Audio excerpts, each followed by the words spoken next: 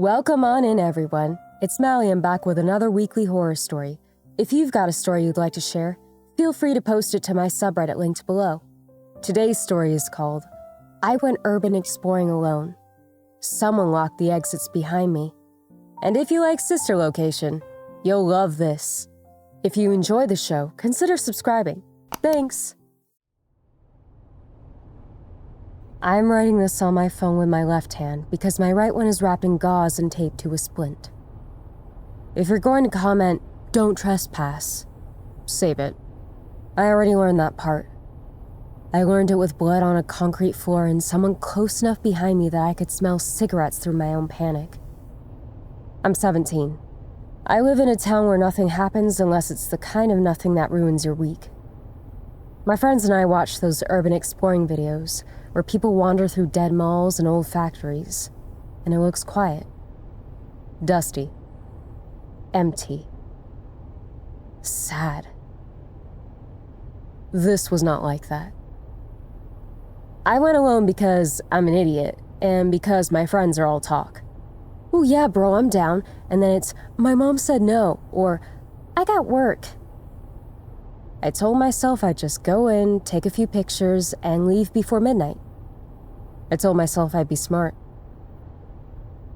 I picked the Hollis Distribution Center because everyone in town knows it. Huge gray warehouse off the service road behind the old strip mall.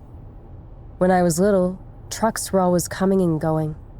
My dad used to point at it and say, "That's where all your Christmas stuff sits before it gets delivered." It shut down last year. They chained the gates and put up no trespassing signs that faded in the sun. People started saying it was empty. Then people started saying kids were going in to tag it. Then people started saying they heard generators at night. That last part should have been my warning. I parked at the back of the strip mall like I was going to the late movie, even though the theater had been closed for years. I took my backpack, my cheap headlamp, a flashlight, and my phone. I wore gloves because of broken glass, and I felt stupid the whole time. Like I was dressing up as someone brave. The service road was cracked and littered with shredded tire pieces.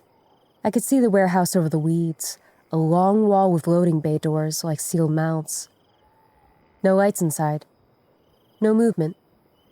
I found an opening at the far end where the chain link fence had been cut and bent back. Not ripped by a storm. Cut clean, like someone used tools and did it on purpose. My stomach did that quick dip. The part of my brain that still works said, "Go home." Then the other part said, "It's just other explorers." I slipped through and walked along the wall, keeping my light off. The air smelled like wet cardboard and old oil. Somewhere, a loose metal sign clinked softly in the wind. There was a side door, steel, with a push bar. It had a fresh scrape near the handle, shiny where paint had been rubbed off. I pushed. It opened without resistance. Inside, my phone didn't fade to no service. It just flipped to SOS and then to nothing, like the building swallowed it. I told myself it was the thick concrete and all the metal. Warehouses are dead zones. I've lost signal in my own school stairwell. Still, the timing made my skin prickle. The silence hit right after, big and flat. The first room was an office area with glass panes and dusty desks. Someone had smashed a window and the glass had been swept into a neat pile in the corner. Not scattered, not random. A neat pile. Like whoever did it didn't want to step on it. There was a smell in there, too. Not mold. Something sharper. Warmed plastic, and a faint tang like exhaust that didn't belong in a room that was supposed to be cold and dead. I moved deeper, past the office, into the main floor. The warehouse opened up like an airplane hangar. Rows of empty shelving reached into the dark. Conveyor belts ran overhead, frozen in mid-motion, their rollers dull with dust. Yellow safety lines were painted on the concrete, worn from years of forklifts. My flashlight caught a sign on a pillar about required PPE in forklift traffic. The kind of sign you don't even see when you're working because it's just there. Then I saw fresh boot prints. Near a side entrance where mud had dried into a streak, there were clear treads, wide heel, recent enough that the mud was still darker than the concrete around it. I stopped and listened. Nothing. Then, far off, something clicked. Not a random pop of a settling building. A deliberate click, like a switch. I whispered, "Hello?" Which was the dumbest thing I could have done because it told whoever was in there that I was real and I was alone. No answer. I kept walking anyway, slower, trying to find the obvious "people hang out here" spot. That's what those videos always show. Spray paint cans, a mattress, beer bottles. I found something worse. Near the center of the building, under one of the conveyor lines, there was a folding chair facing a blank wall. Just one chair, centered like it was placed for a reason. On the floor in front of it were 3 chalk marks in a little triangle, like someone had been measuring distance. On the chair was a cheap set of ear protection, the kind you'd wear around loud machinery. My throat tightened. I backed up without thinking, my heels scraping concrete. From somewhere in the dark, a sound answered my scrape. A soft shuffle. One step. Then stillness. I killed my flashlight and froze. Total dark. I listened so hard my ears hurt. Breathing. My own. Too loud. Then I heard it again. Another step. Closer. I turned my flashlight back on and swung it across the aisles, trying to catch movement. Nothing. But the feeling changed. The warehouse didn't feel empty anymore. It felt occupied, like the air had shifted around a body. I started walking back the way I came, fast but trying not to run. Running in a warehouse is how you fall into a hole or hit your head and nobody finds you. I passed the office again and aimed for the side door. The door was closed. It had been open. I knew it had. I could still picture the push bar. Now it was shut, and the thin gap of light under it was gone. I reached for it, pulled, and the door didn't budge. Locked. My hand went numb around the handle. I tugged harder. Nothing. I put my shoulder into it. Metal rang. Still nothing. That was the moment the fear got simple. Not creepy fear. Survival fear. Someone is in here with me, and they can lock doors. I turned, scanning the office. There was a security desk near the hallway that led deeper into the building. On the desk was a clipboard with a paper that said "Visitor Log" at the top. It looked old, but the pen beside it didn't. The pen was clean, like it had been placed that day. I don't know why I did it. My hands were shaking and I wanted them to do something that wasn't yanking on a locked door. I wrote my first name on the log, just Eli, and the time. I didn't even think. I wrote it like a joke, like I could laugh later about signing into a dead building.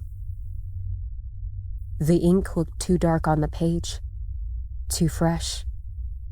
I regretted it immediately. I went down the hallway instead, trying to find another exit. At the end of the hall was a stairwell door. I pushed it open. Cold air hit my face. The stairwell smelled like wet cement and rust. Metal stairs went up to a second level, probably a maintenance mezzanine.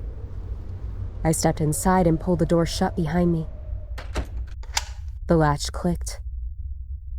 Then, behind it, I heard a soft tap. Knuckle on metal. Once, then again, slow. Not banging, not trying to break in. Just letting me know they were there. I backed up a step onto the stairs.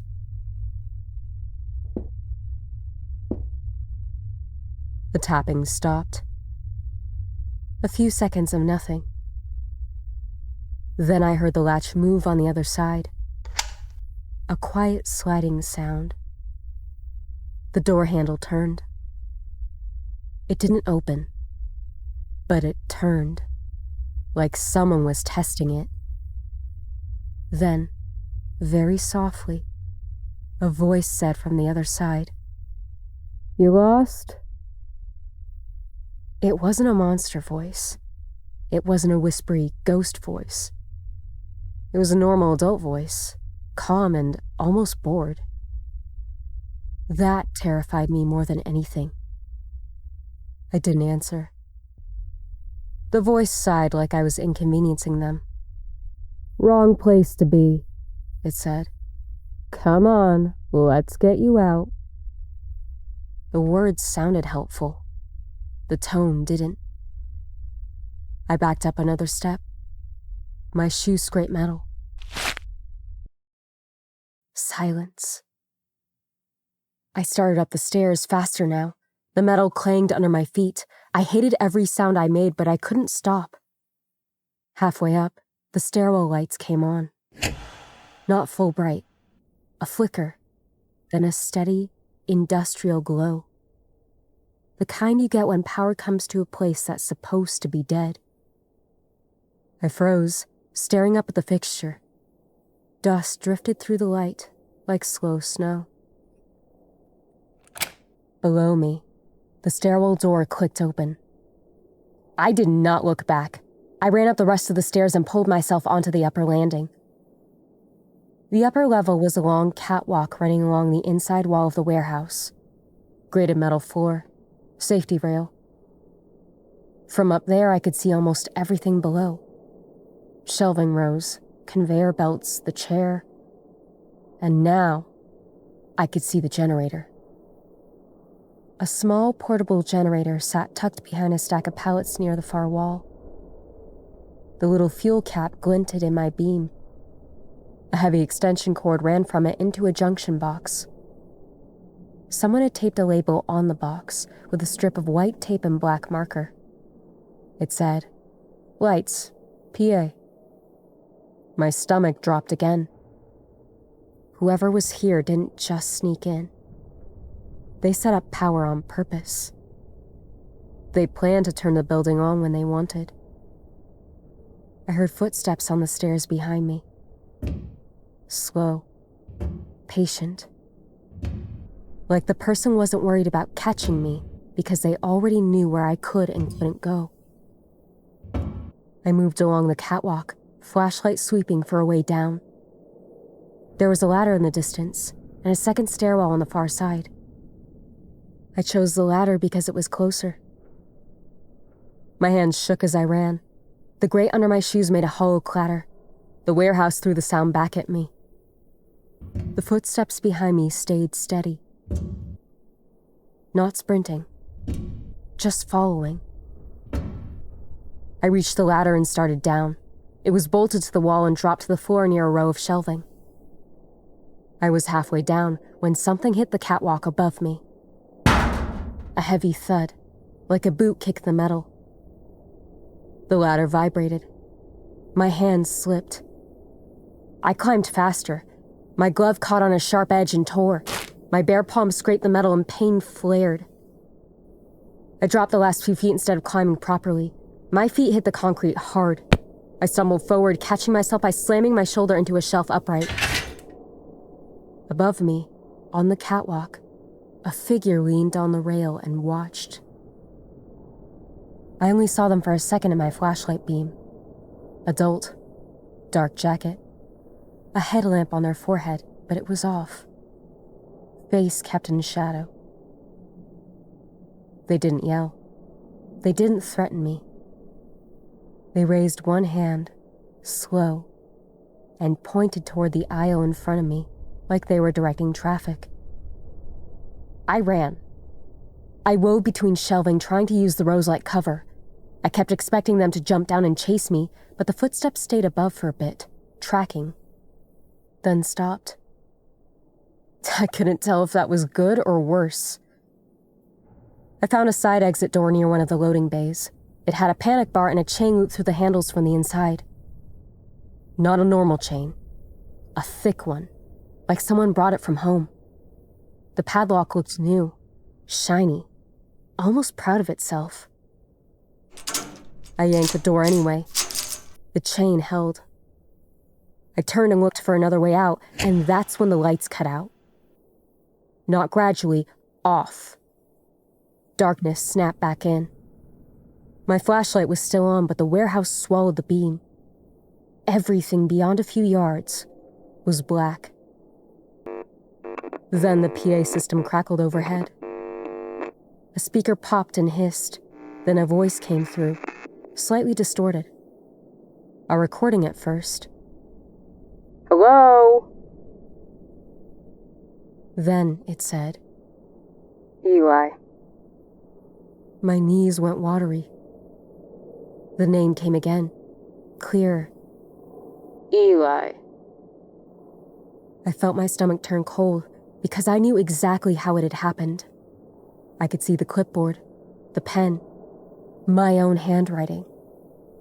The calm voice returned, live this time. "I told you it's the wrong place," it said. "Now you're making noise. People hear noise." I spun in a slow circle, trying to see where the voice came from. It could have been anywhere. My flashlight beam caught something hanging from a shelf upright. A strip of reflective tape, bright orange. Then another on the next upright, and the next.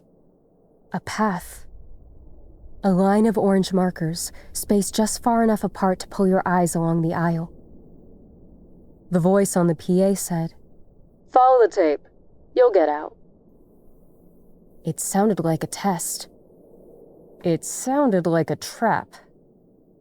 I did not follow the tape. I turned and ran in the opposite direction. That decision probably saved my life. And it also got me hurt. I sprinted down an aisle, cut left, then right, trying to head back toward the office windows.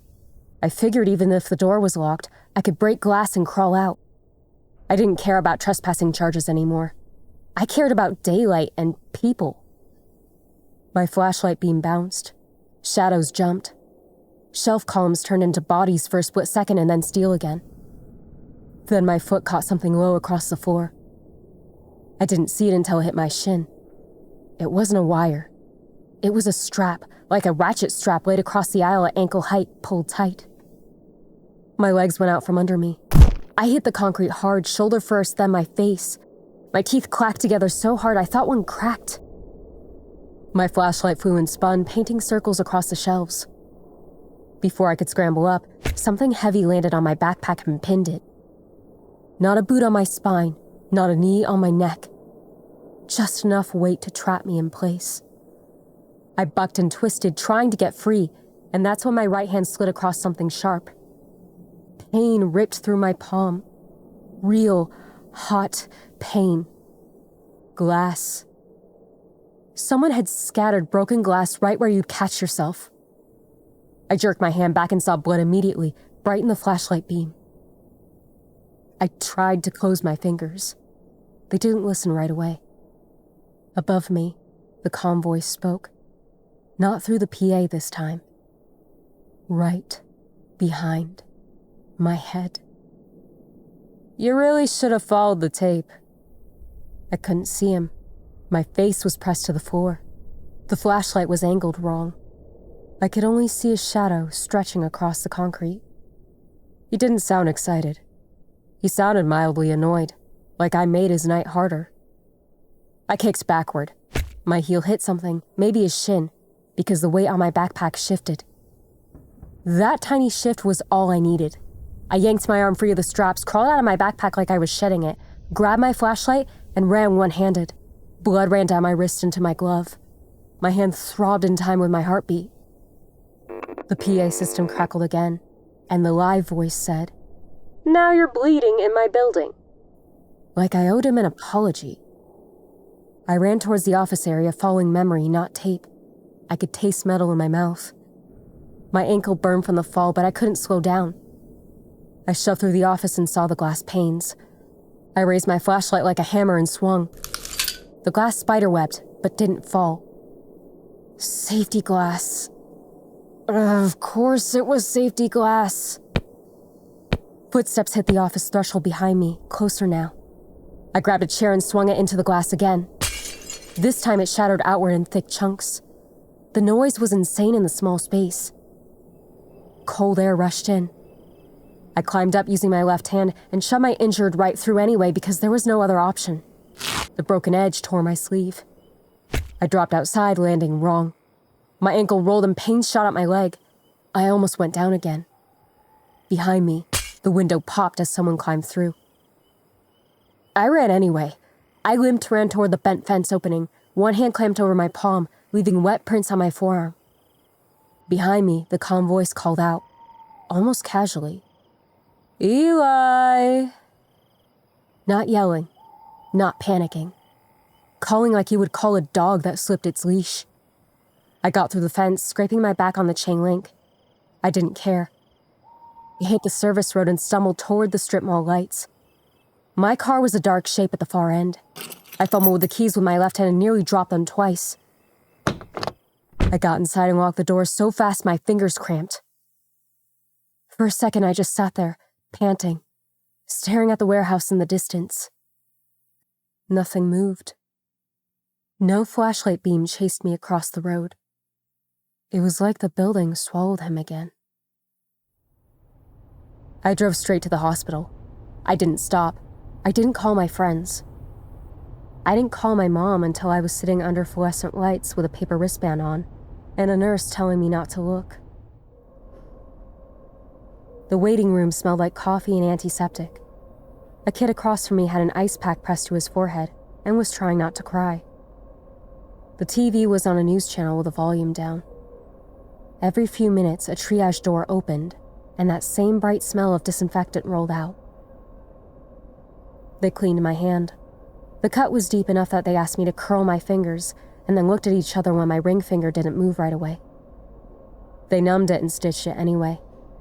The numbing shot burned like fire for 2 seconds, and then my palm felt huge and distant, like it belonged to someone else. They wrapped it tight and put my hand in a splint. They x-rayed my ankle. Not broken, but bad enough that they wrapped it and handed me crutches. While I sat there, still shaking, my phone buzzed. A message request on an app I barely use anymore. No profile picture, no name. Just one line. "You forgot something." That was it. No details. No proof. No photo. It should have been nothing. It made me feel sick anyway. The police took a report. My mom was furious in the way people get when they're scared and don't know what else to do with it. The officer asked if I saw his face. I didn't. I told them about the generator, the orange tape, the strap, the PA system, the chain doors. I told them I signed the visitor log like an idiot. The officer wrote it down and looked at me like he wanted to fit it into a neat box. Trespasser, squatter, scrapper. But those words don't explain the tape path. They don't explain the labeled junction box. They don't explain the way he spoke to me, like this was routine. 2 days later, my friend drove past the warehouse in daylight, just to see if anything looked different. He sent me pictures. The cut fence had been fixed. Not patched. Replaced. New chain link, new ties, straight as a ruler. The side door I used was painted over. Fresh gray paint like someone cared about the place suddenly. The no trespassing signs were new too. Crisp. with a phone number for a property management company. There was also a new camera bubble mounted above the corner of the office wing, like the kind you see outside grocery stores. Maybe it was always there and I never noticed. Maybe it wasn't. My friend called the number out of curiosity. It went to a voicemail box that wasn't set up. Maybe it was just a guy who didn't want kids in his building. Maybe it was someone running something illegal, and I got too close. I can live with that explanation, even if it makes my stomach turn.